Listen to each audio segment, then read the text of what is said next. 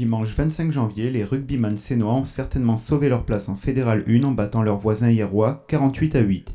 On a assisté là à une belle victoire, peut-être la plus belle de la saison. Patrick Pézry, co-entraîneur de l'US sénoise. C'est une victoire belle effectivement et qui a une saveur particulière parce qu'elle elle vient marquer quelque chose de... elle marque un petit peu elle va supprimer, disons, cette crainte qu'il y avait par rapport notamment au spectre de la descente, etc.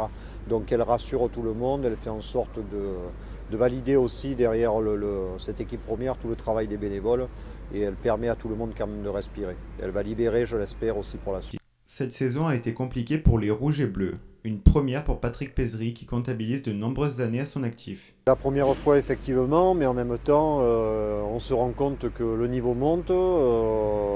À peu de choses près, on sait aussi que ça ne tient à pas grand chose, que l'année dernière peut-être que les 2-3 victoires qu'on a réussi, le coup du sort, le petit rebond favorable, la pénalité qu'on a eue, cette année ont été moins favorables. Et en définitive, ça fait aussi 2-3 défaites qui font la différence par rapport à l'année dernière. Est-ce qu'on peut dire que les difficultés rencontrées cette saison vont amener à renforcer l'équipe à aller vers une professionnalisation la saison prochaine? Ça, c'est quelque chose qui appartient, je dirais, pour beaucoup aux dirigeants, aux trois présidents, qui travaillent, je le sais, d'arrache-pied à l'heure actuelle. Donc, de toute façon, il faut évoluer. Bien évidemment qu'il faut évoluer. Les joueurs, c'est une piste, mais sûrement aussi les infrastructures, les moyens qui vont être alloués, etc., le temps d'entraînement. Il y a plusieurs critères qu'il faut faire évoluer. Dimanche 1er février, la Seine reçoit Bourg-en-Bresse à l'occasion de la 14e journée.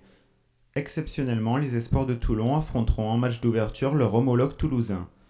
Cela signifierait-il le début d'une collaboration avec le voisin prestigieux toulonnais? Peut-être, ça peut, je le souhaite. De toute façon, il faut bénéficier un petit peu de l'apport de ce club-là à côté de nous, ce qui est légitime aussi, mais en même temps, la Seine, pour moi, véhicule avant tout une identité très forte qui doit rester présente.